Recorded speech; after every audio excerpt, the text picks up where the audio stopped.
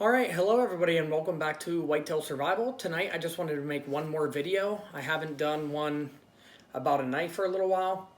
So this is I think it's Cjrb.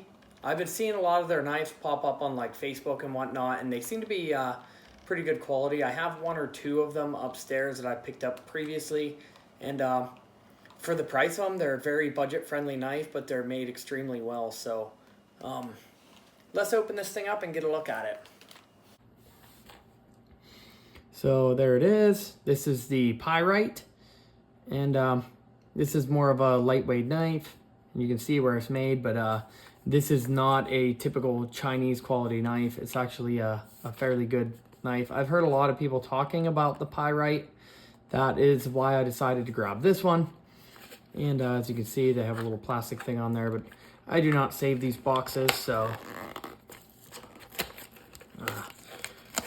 because these will get hung up in my room and I will use them. So right there, it's just an empty box and a desiccant packet came out. And here we have another nice little pouch like this. This is a trend lately. Everybody is sending their knives in these like nylon zip pouches. So if we open it up, swing it open, here is a sticker. Cjrb, cool stuff. You know, that's pretty neat. This will go on the gun safe. And we get a microfiber cloth with their Cjrb on it. I hope I said that right the first time. And it's a nice velvety interior. And here is the actual knife, and I got this one in OD green. I've wanted to pick up a few extra OD green knives because I did notice I didn't have that many. A lot of other colors, but orange and is green. These are two I didn't have a lot of. But as you can see here, this is a pretty big, decent sized knife. Opened up here, just lay it down. Try to line it up there. And it looks like it's about, if we go from the farthest point on the end, the way to the tip, looks like it's about 27 and a half, maybe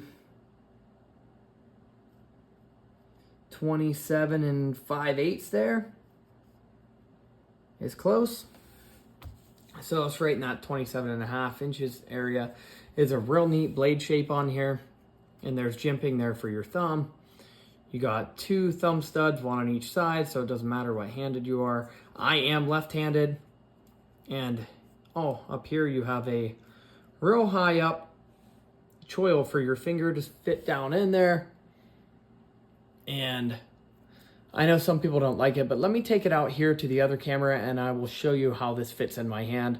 I had a guy comment the other day. He said, why would I take the knife from here and show you what size it is in hand whenever he knows what size the inches are, but he doesn't know what size my hand is.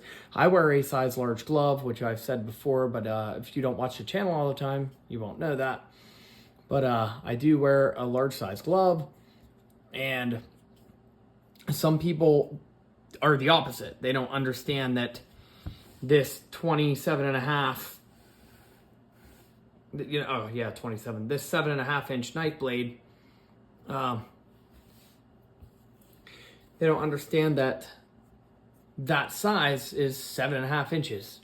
And there's also a big difference. I made an example to him that, you know, a Medford knife versus a knife like this, they're close to the same length, but the Medford's like a block compared to something like this. It's a way bigger knife, but as you can see, it flips right open there. But let me take this thing out there and I'll show you it in my hand for the people that do want to see it. If not, just close your eyes for a couple seconds. So here it is in my hand. As you can see, I can get all 4 fingers on it, no problem, and the thumb on the top or the thumb on the side. And you can slide this thing forward, and there's a choil and a little ramp here with some jimping on it for my thumb. And this is a pretty neat little knife. So let's take it back in here. And as you can see, spot for a lanyard.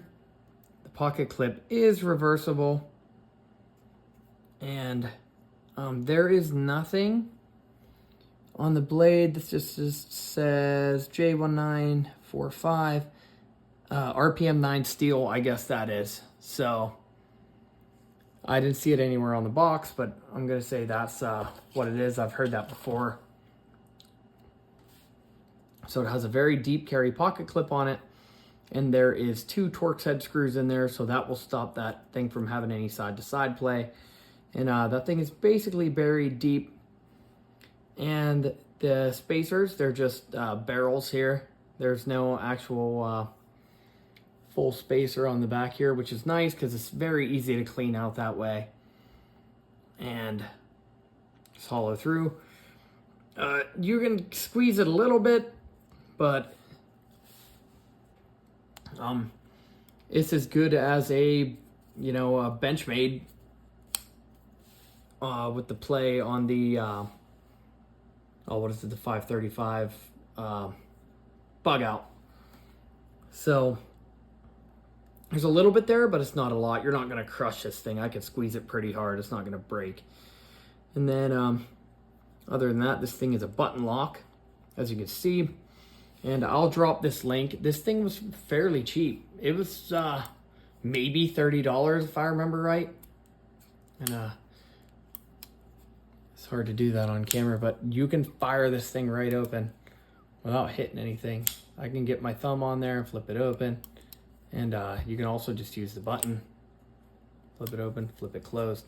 It is very smooth for being brand new. Let me bring this up here and see if we can get a look in there. I can't see. The way this thing opens and closes, I'm guessing it is on bearings. I think I can see them in there. So there is a set of bearings on both sides. And if anybody was wondering, people keep seeing my fingernails are pink. I dyed my daughter's hair, and it was supposed to be not permanent. And it like absorbed into my fingernails, so that's why they're pink. I'm not dyeing. And there's nothing wrong. My hands are dry. That's the other issue. Can't help that. It's a construction field. But just if anybody was wondering why they were pink. But other than that, this thing is smooth. It fires right open. It closes really easy. I mean, and for the price of this thing, I would recommend anybody pick it up, right or left-handed. You can flick it open right-handed and use the thumb to close the button lock on this hand, or you can flick it open left-handed and use your pointer finger to close the button lock on that side. Other than that, it's a really nice green color with the matte black finishes everywhere around it. It came pre-lubed with something, so it's a cool thing to see. The only real stainless thing on it here is the button lock. And it's just a little more, it's just over flush with the handle, but it's recessed down in there on purpose so you're not pushing that button all the time when it's in your pocket. But other than that, this is the Cjrb pyrite, and I know this is a very popular knife. I've heard a lot of people reviewing this one, so I bought it, tested it out. We'll try it out for a couple weeks, and it'll end up in my Cjrb rotation. So if you like the content like this, you like to see knives, multi-tools, whatever, let me know in the comments. I've been doing a lot more survival kit videos lately, less multi-tool ones. They just weren't picking up as many videos as survival kits, but I still like to throw a multi-tool and knife and flashlight video in there once in a while.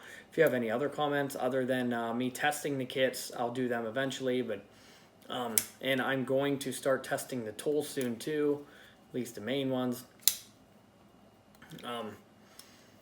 Other than that, please like, comment, share, subscribe. I really appreciate it. It really helps me out, and I will catch you guys on the next one. Thanks for watching.